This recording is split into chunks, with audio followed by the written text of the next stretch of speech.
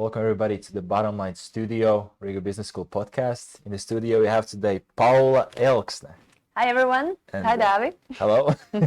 And we will talk about work and education in Latvia and America. With that being said, let's start off by asking you to describe yourself in a few sentences. I don't know if everyone says that, but I think that's like the hardest question. It's a little bit like a job interview type of a thing. But I thought about that a little bit, and the funny thing is that I went to my LinkedIn account because I remember that some time ago in some workshop we created a description about ourselves that we were asked to put on LinkedIn, and I found it and I thought, oh my God, it's pretty accurate. So I'll try to remember it. So I think that I connect easily with people because I'm very open-minded.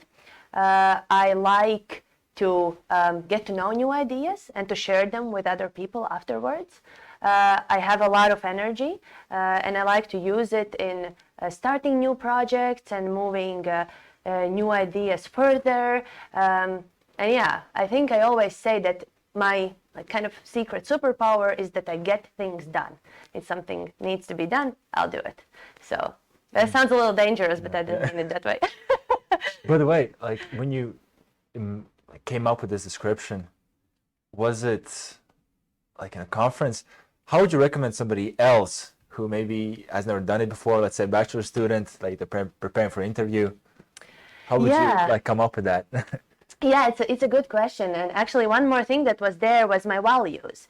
And I think that's important. That's actually a good place where to start, because my description also said that in my workplace I want to foster openness, honesty, and reaching for big goals. So I think that's actually a really cool place to start, to think, what are your values? And that's kind of a hard question to ask sometimes, I think, because it's a big concept.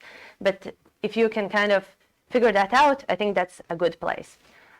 And today, actually, I was doing a workshop for high schoolers, and we talked a little bit about how to understand what your dreams are. And that's also a big question. And one idea that I like myself is to, firstly, figure out what you want to do, but it's always a good idea to do things that you are good at. And how to figure out what you are good at? Ask others, or pay attention to what other people ask you to do. So that indicates that you are better than them because they are asking you. You know, in a school context, if someone asks you help in the maths homework, in the work context, if someone asks you for a tip for a specific system, how to use it, or getting a project done. So I think that's something that I have used myself. And it's always nice to hear good things about yourself. So it's a cool idea to ask others what you're good at. Yeah. Good way to receive compliments. Yeah, but it's also a very good way how to reflect, because sometimes we don't see these things ourselves because it seems so natural, but for others that's something, you know, cool and interesting. Awesome. And could you elaborate what are you currently doing in your career?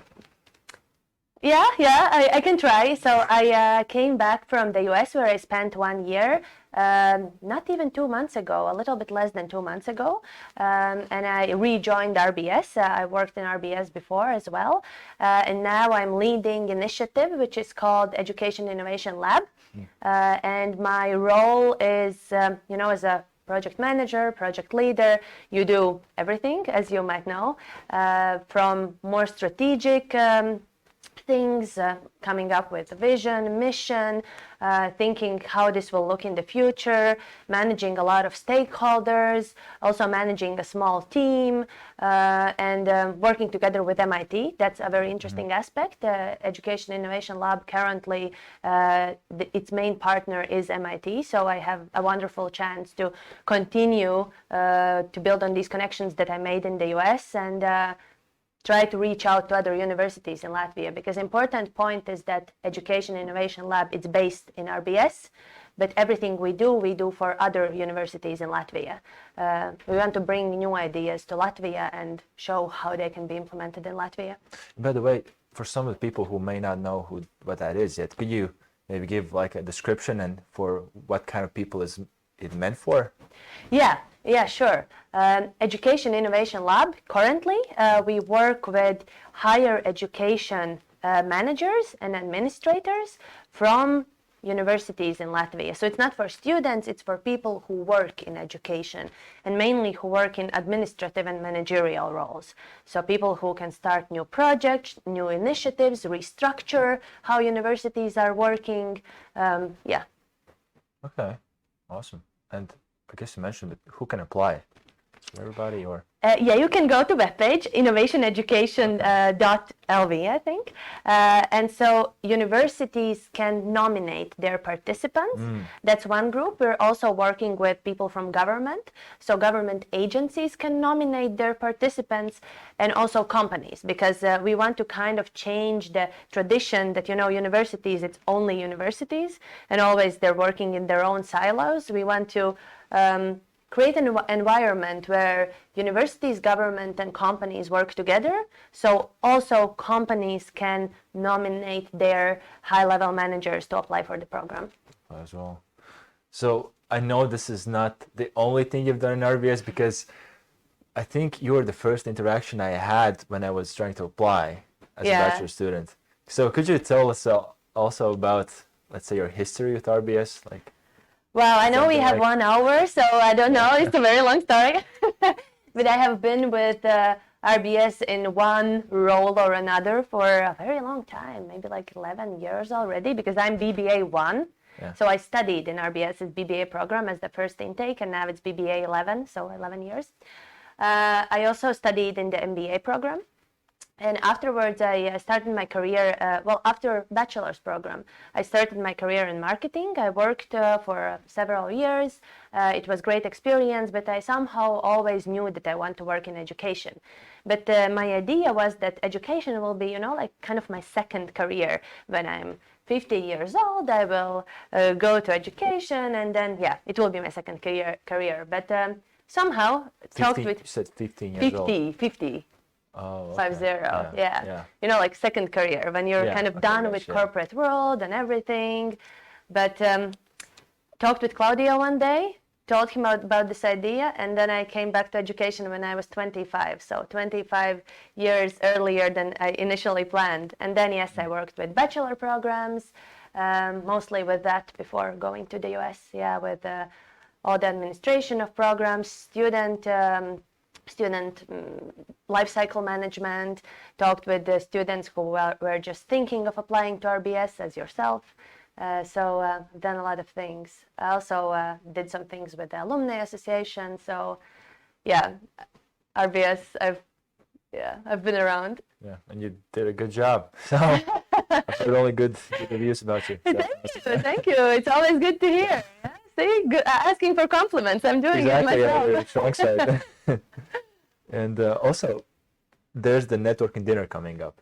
Yeah. Of Riga Business School, and I heard you're one of the founders of it. You're one of the founding teams. Yeah, I'm very proud about that, and actually I'm very proud that it's still happening, and that I see from the pictures that Student Union is posting and how just the vibe around it is that it's so much better now. And that's the best thing that you can see as someone who started something, that it has grown and it has gotten better. And yes, I was in the first Student Union. I was the head of culture division. So together with a team, we organized the first networking dinner, and it was a huge success. Everyone loved it, but it was very simple, the first one, in a rustic restaurant, and not very fancy at all. But afterwards, then we understood that it's a good idea to maybe make it a little bit more businessy, but the concept has stayed, that it's the business people together with students, and they network, and they share some common interests and just have a nice chat, and so very happy to see that it's still around. I'm one of the organizers of the event, and so it's amazing to hear that it started from the BBA first, let's say the batch, because it's grown so much. We have so much footprints that we can, let's say, guide ourselves on. So we have something that's left for us, and you can build on that. And it's gonna be really special this year as well. I have applied. I'm gonna be there. Okay. Yeah. And talking into the let's say, actually first also a little bit about you more, because I know that for most people, like you can tell what kind of person they are from the lessons that they've learned. And what has been let's say, a learning lesson in your life? I guess, like, for example, you thought you're going to be in education by the age of 50, turns out 25. Yeah. What has been some, let's say, milestones in your life, like life-changing moments that like changed your perspective on life, or some, let's say, challenges that you learned upon? Any those kind of moments that come to mind? Yeah, sure. Yeah, I think one thing that really changed my perspective of how I see work and how I want to create my life actually, and what role I see of like job and work in my life, was the first job that I got after university. I studied for 1 year in university at Buffalo. Yeah, I did the RBS double degree program. So I came back, I was so inspired, so happy, really like ready to start my career. And I wanted to work for a startup. I thought that that's the environment for me. I'm very proactive, I always have new ideas, so startups will be perfect. So I applied, got the job in a small startup, will not mention any names, but it really wasn't a good experience. Firstly, the values didn't match at all. My ethical compass was somewhere else. I thought that it wasn't really what I signed up for, so to say. Also, I was so bored. I just, like I was at that point when I was kind of watching at the clock and waiting when I can go home. And I remember myself thinking, oh my God, like what changed? I was so happy, always wanting to do things. And kind of my conclusion was, probably that's the adult life. Like, this is how it's gonna be. I was so happy in school, but now, okay, like you just have to work. And I don't think I even was very good at that job. But then I just realized that, okay, probably that's not how everyone feels. And change jobs, and really, like, you don't have to be unhappy in your job. And I learned that I really have to trust my gut feeling, and I really have to, pursue things that I believe in. Because I think the biggest problem with that experience was that I worked for a company that I didn't believe in it. And therefore, I didn't really like the job. So I wasn't there for a long time, but definitely changed my perspective on things. It made me value organizations which do meaningful things, like, schools in education. And I understood that what I do professionally plays like big part in my life, and I like that. And I want to do things that matter for me. So, yeah.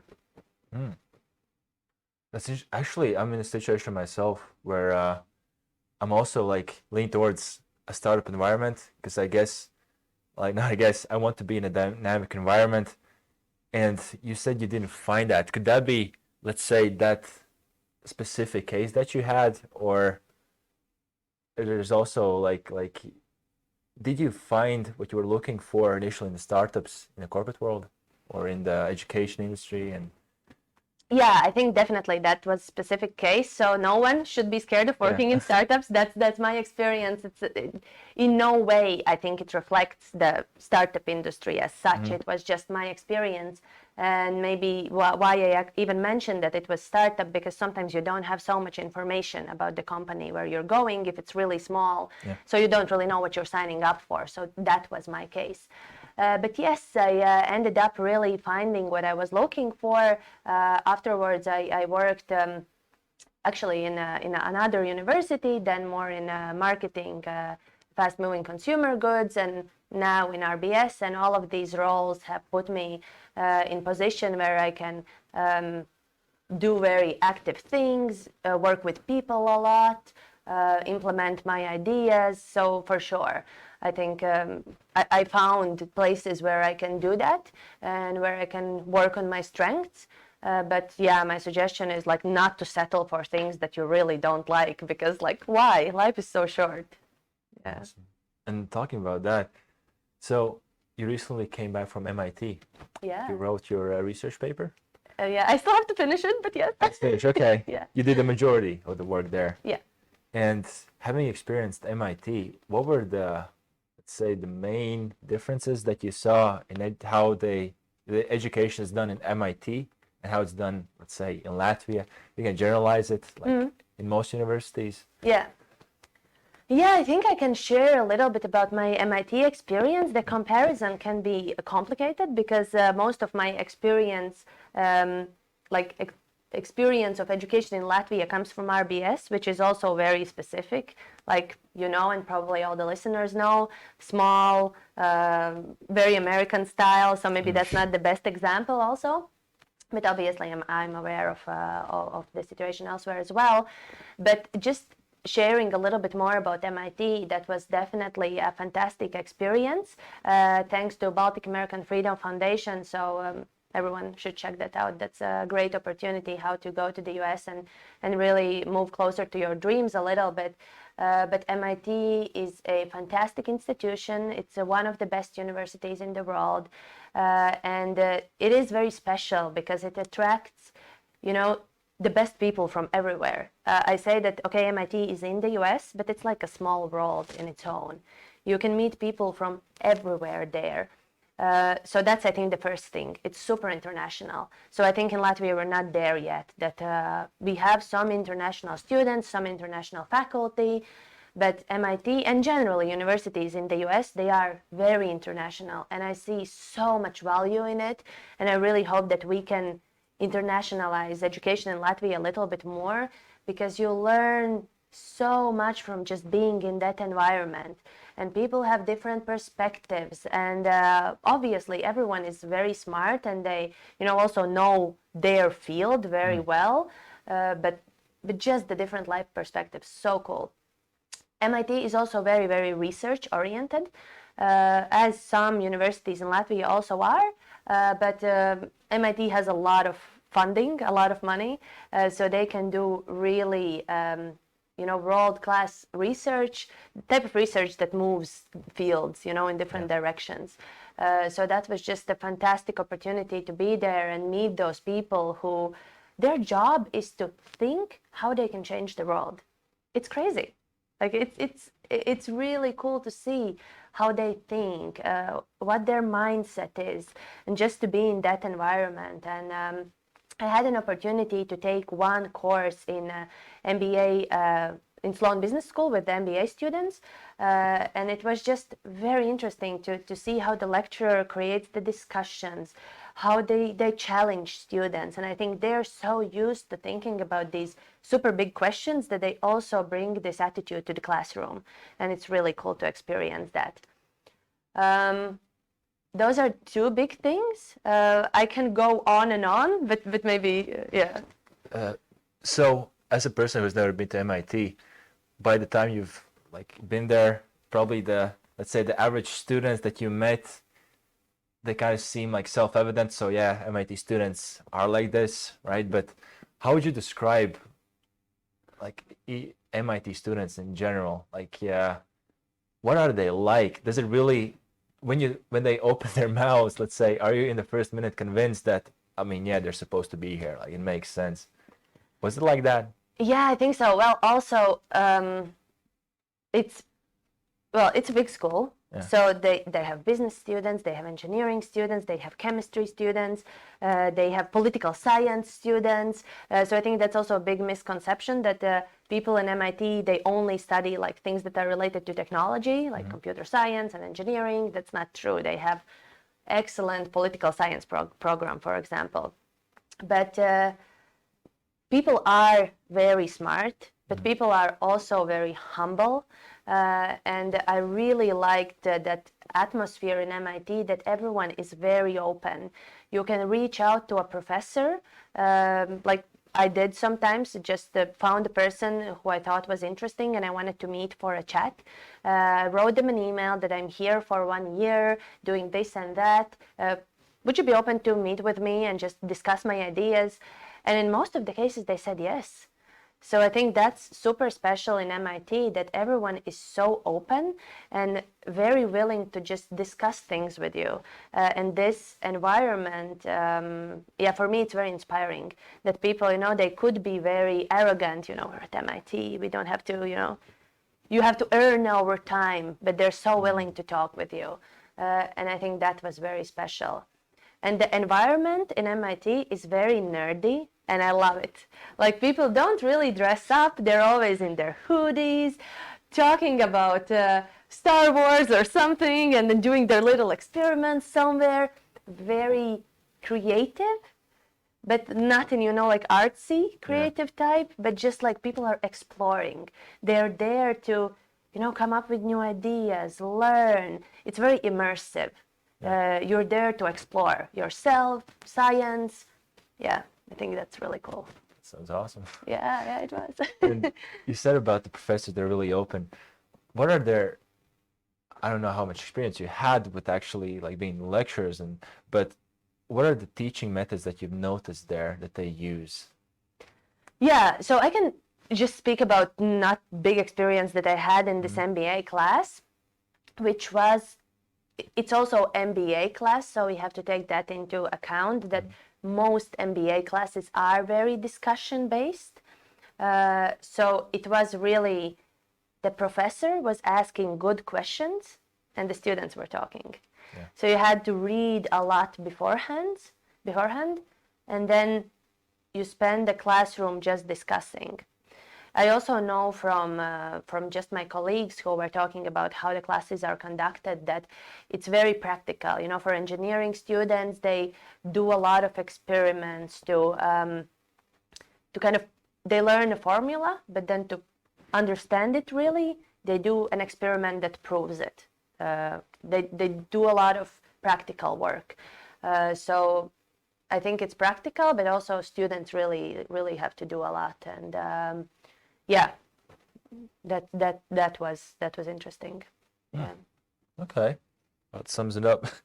And what you were, let's say, I assume you had a lot of interactions with the administration as well. Yeah. At MIT.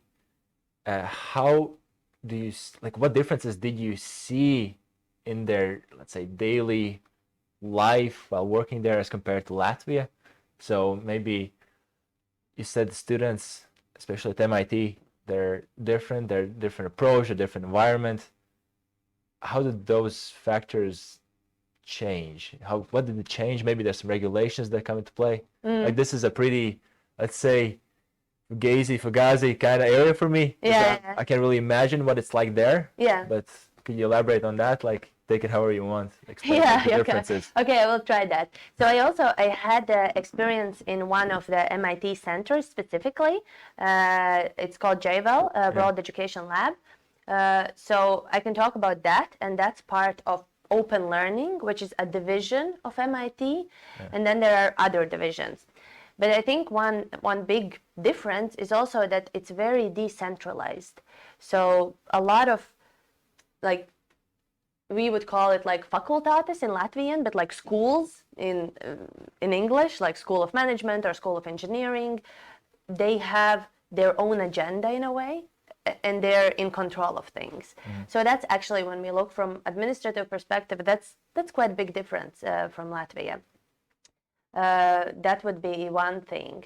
You said Vika, it was decentralized over there, right? Yeah. Could it just be the case because it's such a big school? Actually, MIT is not that big. MIT has, I think, 11,000 students, which is less than Riga Technical University. Okay, they have a lot of researchers. Harvard is big. Harvard has 30,000 students, but MIT is not that big. So that's always surprising, because people assume that it's a really like big school number-wise because it has such a big impact and the name is so loud, so to say. But no, it's not that big. It's mostly just how they do things. They give a lot of empowerment and ownership for the people who run their specific divisions. So that would be one thing. But also one thing that I want to mention, and that goes through administration, but generally researchers, everyone who works there, just the idea that you feel everywhere is that you need to take time to think, because that gives you opportunity to do big things, because generally that was like a really, I think, cool experience that I had when I arrived to MIT. It was still a little bit of like COVID kind of. It wasn't really COVID, but there were still some COVID regulations, and not a lot of people were coming to the office.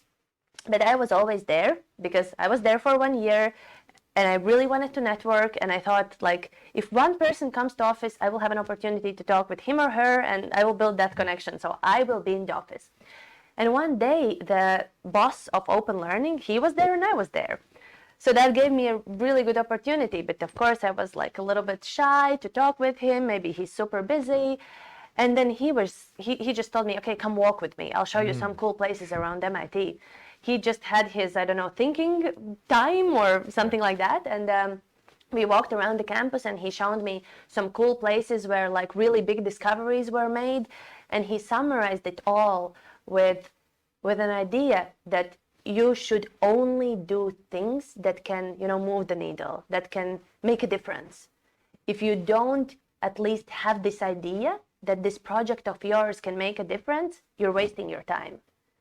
And I think that's so powerful, to just focus on things that can make a difference, that can make some change, that can be something new and meaningful. And I don't think we always have that. And that's a great atmosphere that they have there, that they have built this in so many things that they do, that you only do things that make a difference and that matter. Inspiring. Yeah. Inspiring. Yeah. You said that it's like the epicenter of innovation. You could say, in a sense, they have really this advanced research.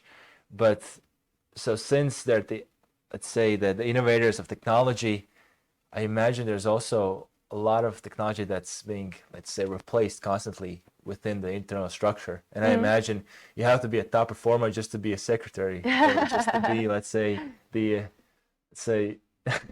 I don't know, reception lady, because you also might need to constantly change technology.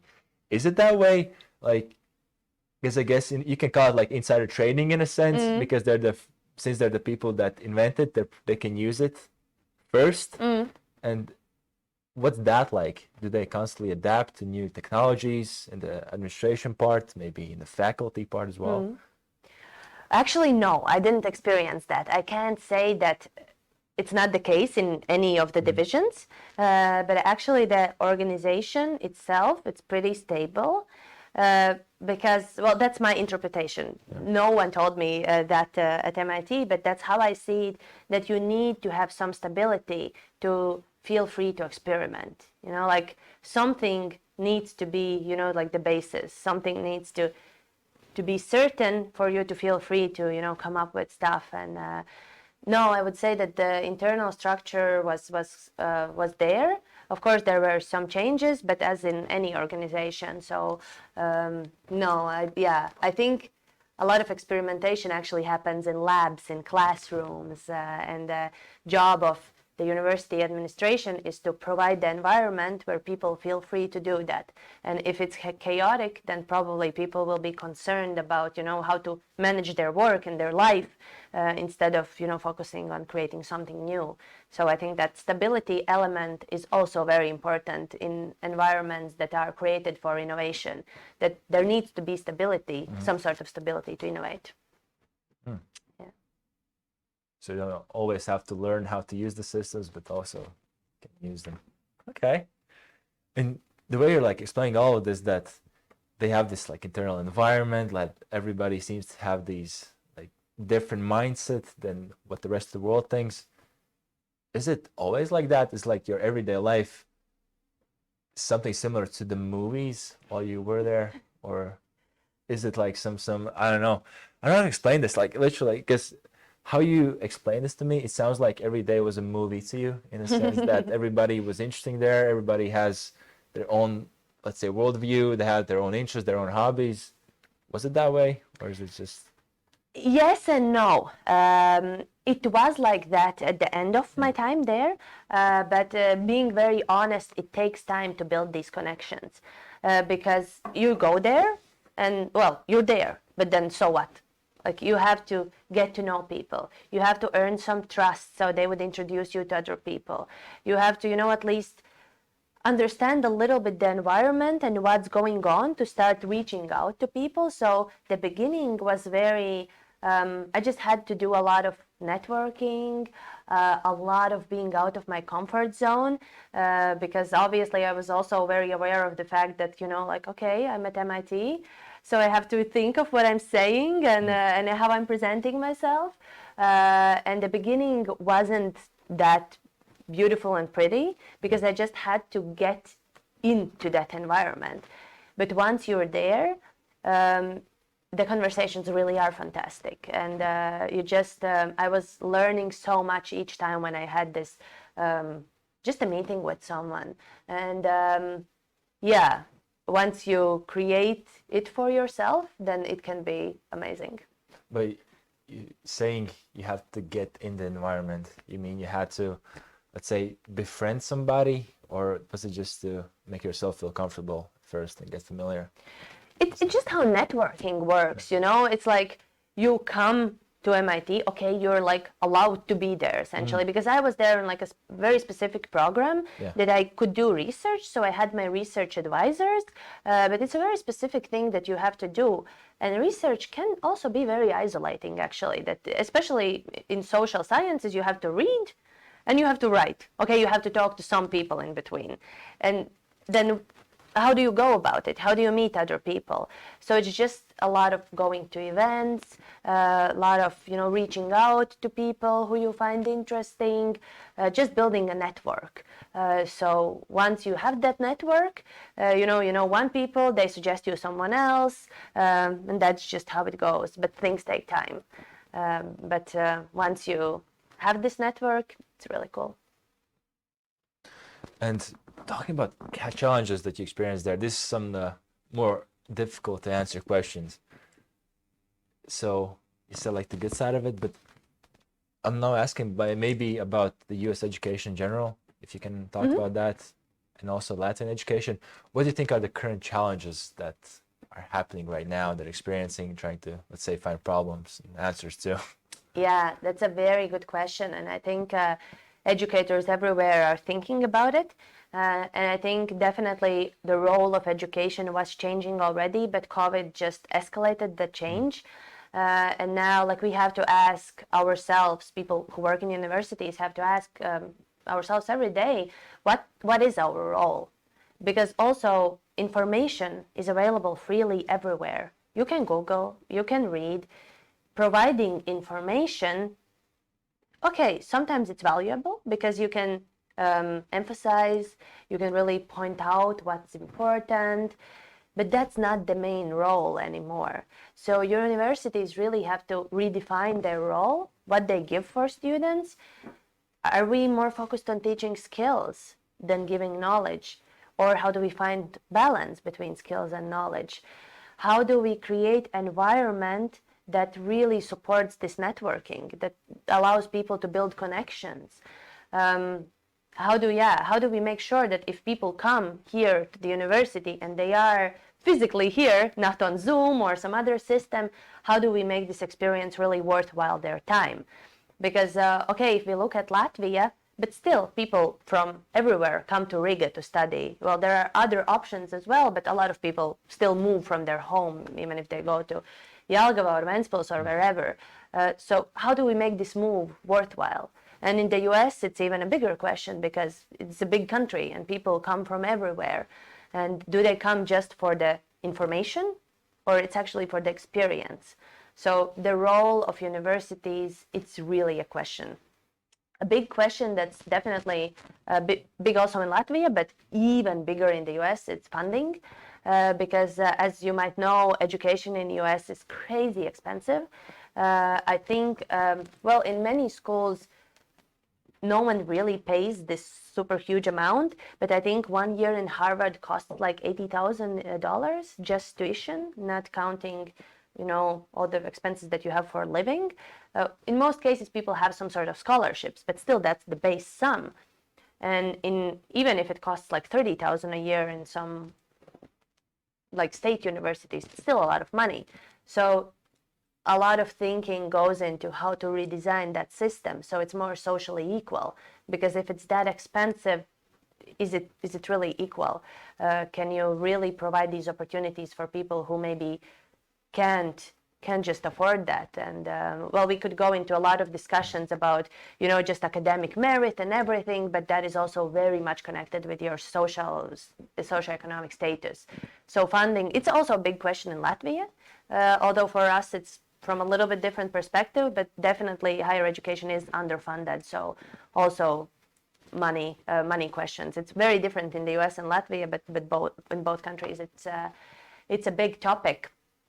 And then one more thing that I want to point out that I think is more developed in the US, and we have to think about it in Latvia, but it's question in both countries and it's challenging, well, everywhere in the world.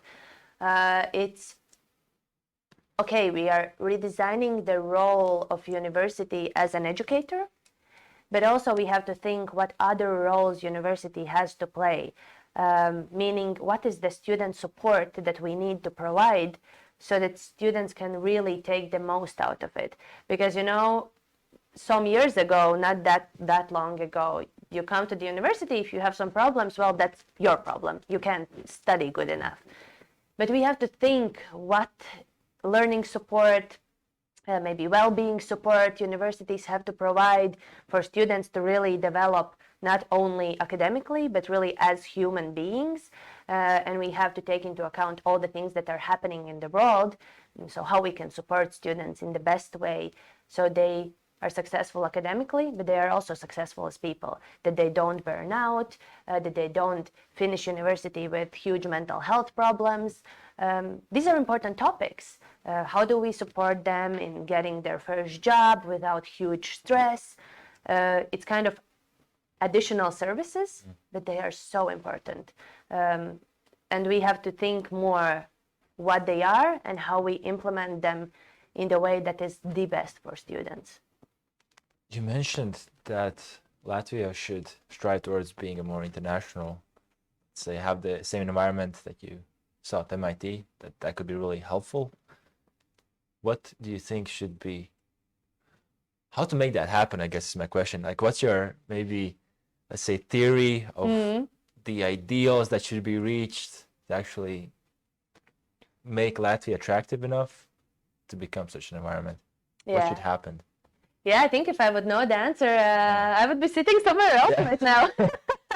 But no, obviously I have some ideas. And also before I start answering, I wanted to point out, because, you know, MIT is one of the best in the world.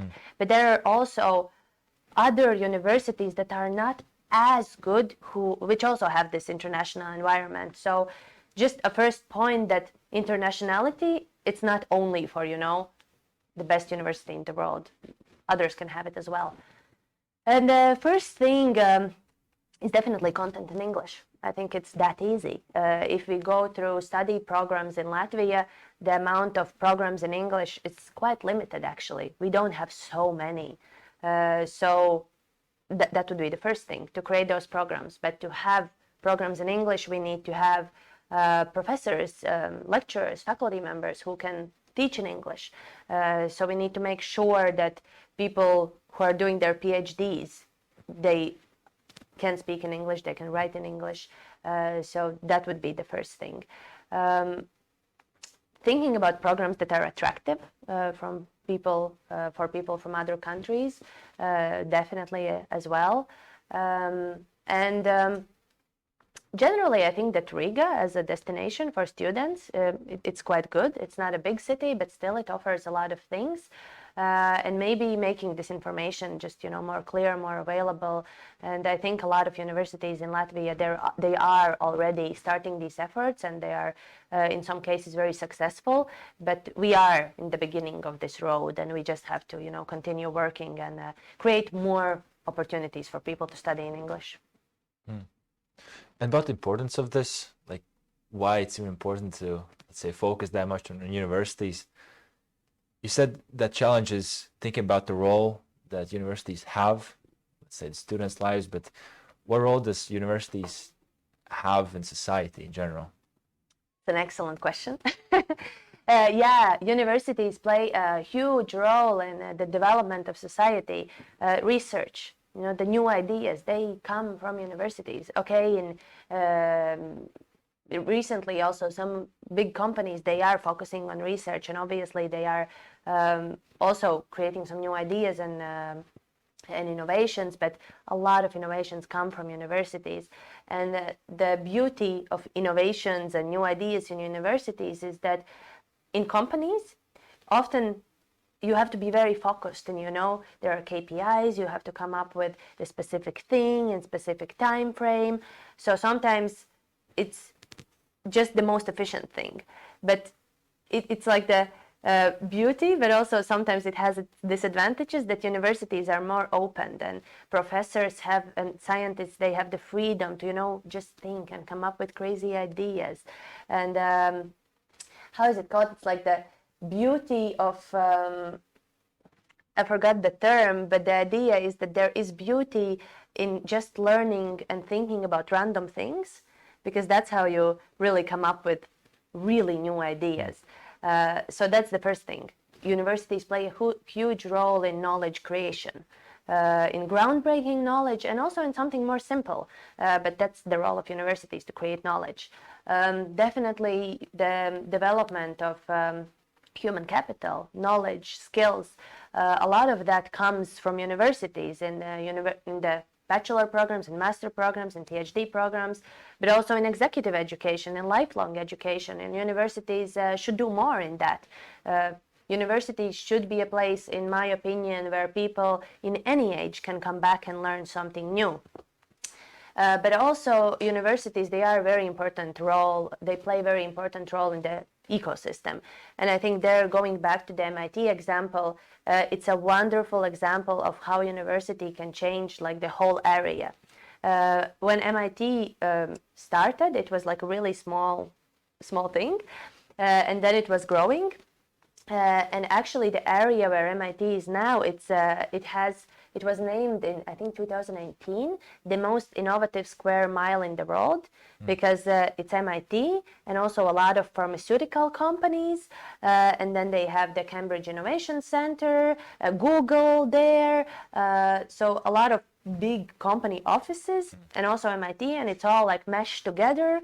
And that part of city, it was actually like kind of dangerous even when they moved there, and now it's like the coolest place ever. So universities can do that.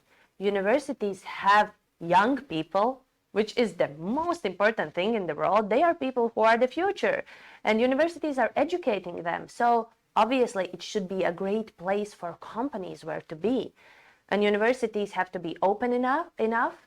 And also companies have to know how to work with universities to create this synergy. Why Google is in the middle of MIT's campus? Probably because they're working together. Probably because really smart students are there, and it's very easy for them to get them in, like hire them. So creating these synergies and really spreading the new knowledge into the ecosystem where the university is at, I feel like that's the role of university. And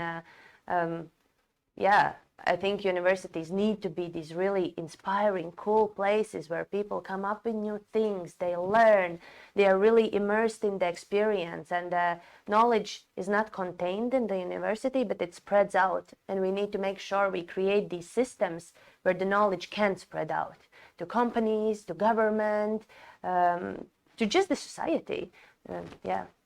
Awesome. I guess the entire answer that you just gave, that's the most important quote of the whole episode that we had today. So yeah, that was great. And since we're running out of time, I have the last question for you. What was your most, let's say, favorite, funniest, best moment in your studies at RBS, where you study here? Oh, that's such a good question. I can think of so many. I don't know, but what I can say is that my best friends are from RBS, and we, most of them were part of student union, and I have so many good memories of just, sitting here super late when the guards are already telling us that you have to go home, We don't want to go home. We're kind of doing homework, kind of organizing an event, kind of just, bonding and being there together, and just this whole environment of, creating things together and learning. I think that the whole vibe, how I remember my bachelor studies, it's a really, really good memory. And I think it's just a really cool thing that we are still friends. Yeah, 11 years later. I think the environment hasn't changed one bit. I mean, still there's students that stay until the guards want to go home. They decide when you leave. And yeah, it's amazing. Still, the community is still there. That's so good to hear. Those are things that you don't see when you're not there, and you don't feel when you're not part of that situation. But it's just really nice to see that you can totally relate to what I'm saying. 11 years later. That's so cool. So that. Yeah. Awesome. All right. Thank you everybody for watching. And this was Paula Elksne. And see you in the next episode in 2 weeks. Until then, bye. Bye.